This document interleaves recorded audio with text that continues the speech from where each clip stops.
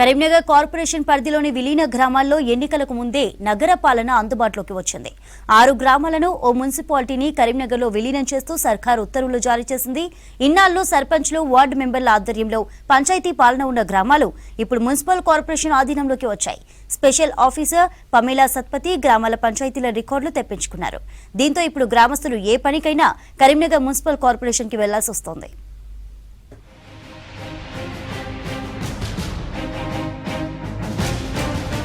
కరీంనగర్ మున్సిపాలిటీలోని విలీన గ్రామాల్లో నగరపాలక సంస్థ కార్యకలాపాలు మొదలయ్యాయి.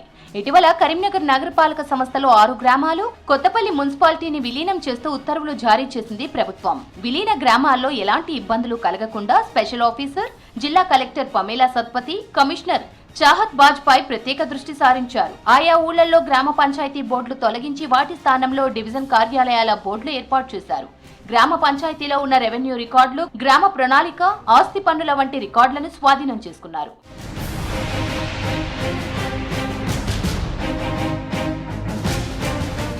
విలీనానికి ముందు పంచాయతీ పోర్టల్లో గ్రామాల పేర్లు కనిపించేవి.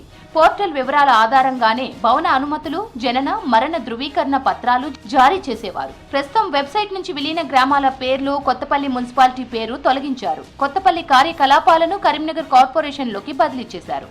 కొత్తపల్లితో పాటు విలీన గ్రామాల్లో పారిశుద్ధ్య పనుల్లో మార్పులు తీసుకొచ్చేందుకు చర్యలు చేపట్టారు. గ్రామ పంచాయతీ పారిశుద్ధ్య సిబ్బందిగా పనిచేసిన వారికి చెత్త సేకరణ బాధ్యతలు అప్పగించారు. అయితే వారు మున్సిపల్ కార్పొరేషన్ ఆఫ్ కరీంనగర్ పేరు ఉన్న ఆప్రాన్ ధరించాలనే ఆదేశాలు జారీ చేశారు అధికారులు. వీరికి కూడా త్వరలోనే బయోమెట్రిక్ విధానాన్ని అమలు చేయనున్నారు. విలీనం అయినా సరే గవర్నమెంట్ అది దాని ద్వారా చేసుకున్నారు, మున్సిపల్ చేసేసారు, మాది విలీనం చేసుకున్నారు. కాకపోతే ఏంటంటే డెవలప్ కావాలి మా ఊరు. లేడీస్ ఇప్పుడు చేసి అట్లే ఉన్నాయి. ఇప్పుడు మాకు ఒక మురుగు నీళ్ళు అనేది మెయిన్ సమస్య వచ్చింది మాకు.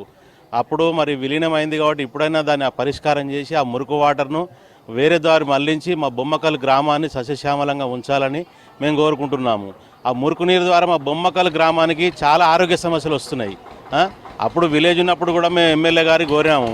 ఇప్పుడు మరి విలీనం చేసారు, మరి కార్పొరేషన్లో చేశారు. కార్పొరేషన్లో చేసినందుకు కూడా ఆ వాటర్ను వేరే ద్వారానే అట్లా కిందికన్నా పంపారు. మా బొమ్మకల్ గ్రామాన్ని సస్యశ్యామలంగా ఉంచాలి, ఆయురాగ్యాలతో ఉంచాలని మేము కోరుకుంటున్నాము.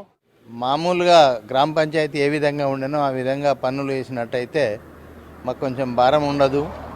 అదే మాదిరిగా ఉపాధి హామీ కూలీలు ఉన్నారు, యువకులు ఉన్నారు, వాళ్లకు ఏదైనా కుటీర పరిశ్రమలు పెట్టినట్టయితే బాగుంటుంది. ఎందుకంటే వాళ్లకు ఏదో 10,000 12,000 మేము ఇస్తాము భూమి లేని వాళ్ళకి కానీ ప్రభుత్వం ప్రకటించినప్పటికీ కుటీర పరిశ్రమతో వాళ్ళు రోజుకొక 500 నుంచి 1000 రూపాయలు సంపాదించుకునే పరిశ్రమలు పెడితే బాగుంటుంది.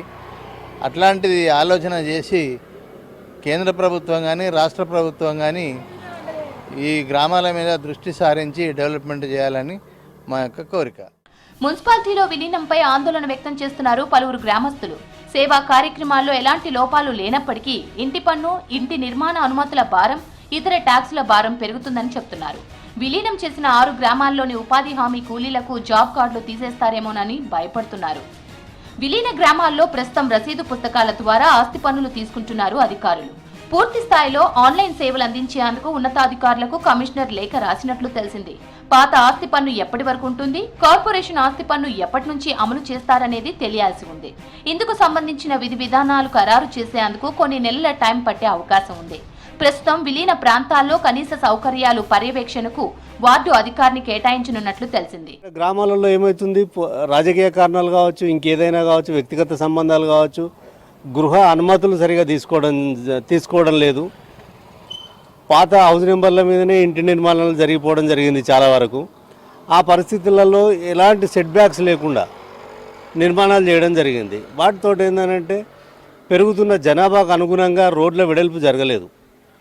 ఇప్పుడు కార్పొరేషన్లో కలపడం ద్వారా రోడ్ల వెడల్పు జరిగి రోడ్ల మోరీలు కొంచెం అభివృద్ధి జరుగుతుందని చెప్పి మేము ఆశిస్తున్నాము.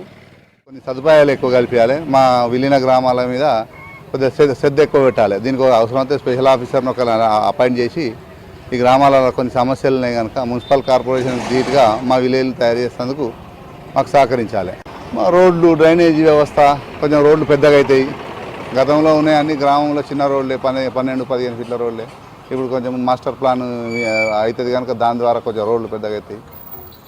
గ్రామాలు కొంచెం అభివృద్ధి చెందుతాయి. సెమీ అర్బన్ ఆల్రెడీ మన గ్రామ పంచాయతీ కానీ సగం అర్బన్లో ఉన్నట్టుగానే ఉన్నది మాకు కొంత ఏరియా, కనుక మాకు ఆ లాభం జరుగుతుంది.